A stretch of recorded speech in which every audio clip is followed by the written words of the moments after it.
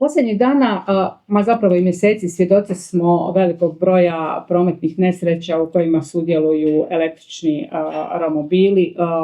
Ozljede osoba koje upravljaju njima u tim nesrećama nisu nimalo bezazlene. Kakva je situacija na području djelovanja policijske postaje Slavonski Brod, odnosno što govore naši statistički pokazatelji? I što se tiče prošle godine sa datumom 27.2024. godine utvrđeno je 34 prekršaja od strane osobnih prijevoznih sredstava, odnosno vozača tih vozila, a ove godine čak 146. To bi bilo nekakvih 112 prekršaja više.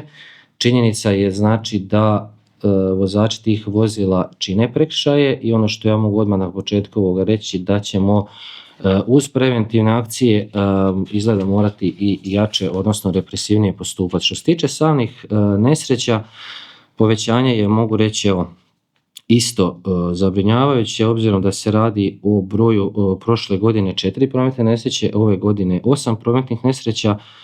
Tu se radi, što se tiče ove godine, znači jedna osoba je zadobila teške tjelesne ozljede, 4 osobe lake ozljede i 3 osobe na sreću nisu zadobile nikakve ozljede od tim prometnim nesrećama. Što kaže zakon kada je u pitanju upravljanje romobilima, električnim romobilima, ko smije s njima upravljati, kojim površinama se s njima smije upravljati, je li svaki romobil prijevozno sredstvo? Evo, par tih nekih zakonskih odredbi koje možda ne znamo svi.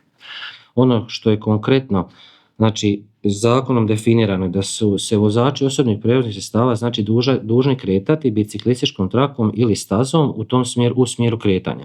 A ako ta biciklistička staza ili traka ne postoji, mogu se kretati površinama namijenjenim za kretanje pješaka ili u zonama smirenog prometa. Ono što vozače motornih vozila, reći automobila, osobnih prijevoznih sredstava, teretnih vozila najviše zanima je to na koji način trebaju oni postupiti prema tim vozačima ukoliko dolazi do prelaska osobnog prijevoznog sredstva preko kolnika, odnosno preko pješačkih prijelaza.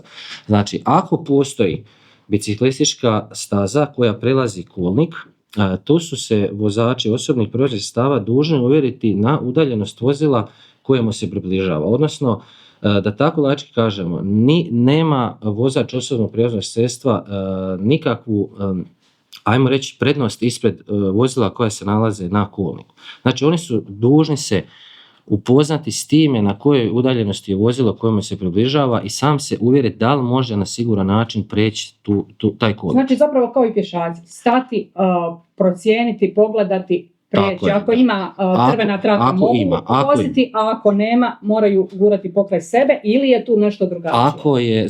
Ako biciklistička staza, odnosno kako ste rekli ta crvena površina ne postoji, oni su dužni se zaustaviti, sići sa osobnog prijevoznog sredstva i nastaviti ga gurati kao da su svojstvo pješaka. Znači vrijedi i za bicikle i za električne romobile. Isto. Šta nam je s korzom? Evo, konkretno, vrlo često vidimo da nam korzom proleti tu i tamo i biciklist, ali u zadnje vrijeme sve češće i električni romobil. Pa evo, kao što sam rekao u definiciji kretanja tih osobnih prijevoznih sredstava stoji da se vozači osobnih prijevoznih sredstava mogu kretati površinama namijenjenim za kretanje ovih pješaka, ali kažem iznimno. Znači tu nema konkretne vožnje, nema upravljanja kojekakvih igara ili ne znam čega, obzirom da se velikom većinom radi o mlađim osobama. Čini mi se da ovi statistički pokazatelji na državnoj razini pa i na našoj govore o tome da nismo baš svjesni koliko električni romobili mogu biti opasni. Pa evo, što se najviše i najbolje čuje taj glas naroda koji dopire je to da kad neko kaže onako, evo prošlo je kraj mene, ne znam, vozi 50-60 km/h. Tu se radi o tome da ta vozila nisu osobna prijevozna sredstva koja su kao takva definirana u Zakonu o sigurnosti prometa na cestama. Znači, što se tiče osobnog prijevoznog sredstva, ako još uvijek postoje nekakve nedoumice, znači to je vozilo čiji radnjem obujam znači nije više od 25 kubičnih centimetara i koji ne može premašiti brzinu veću od 25 km/h. Znači i čija snaga motora nije veća od 0,6 kW. Znači ako te karakteristike nisu u skladu s definicijom osobnog prijevoznog sredstva, tu znači postoji novčana kazna u iznosu od 130 eura kada vozač upravlja nekategoriziranim vozilom. Kakve su kazne zakonske zapriječene kada se ne poštivaju propisi koji su aktualni vezano za upravljanje romobilima električnim? Mi želimo kroz edukacije roditelja i svih onih koji, ću odmah tako reći, žele kupiti nekom osobno prijevozno sredstvo da dobro razmisle. Prije svega zakon je jasan da osoba do 14 godina uopće ne smije upravljati, znači osobnim prijevoznim sredstvom. Da na glavi moraju imati osobe onda poslije 14 godina, a ako upravljaju moraju na glavi koristiti zaštitnu kacigu. Da noću moraju biti isto jednako kao i vozači bicikala označeni reflektirajućom odjećom, da moraju noću imati upaljeno prednje i stražnje svjetlo, da ne smiju koristiti slušalice oba uha, da ne smiju koristiti mobitel. Ono što je moj savjet je da do 14 godina nemojte djeci uopće davati, ne smijete dati da upravljaju uopće osobnim prijevoznim sredstvima.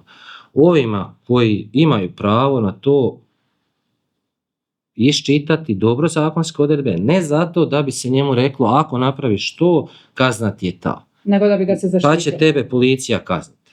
Znači to je ono što želimo da bude zadnja nekakva mjera. Nego da se djeci kroz edukaciju da ih se uputi na posljedice samog korištenja uopće prijevoznog sredstva,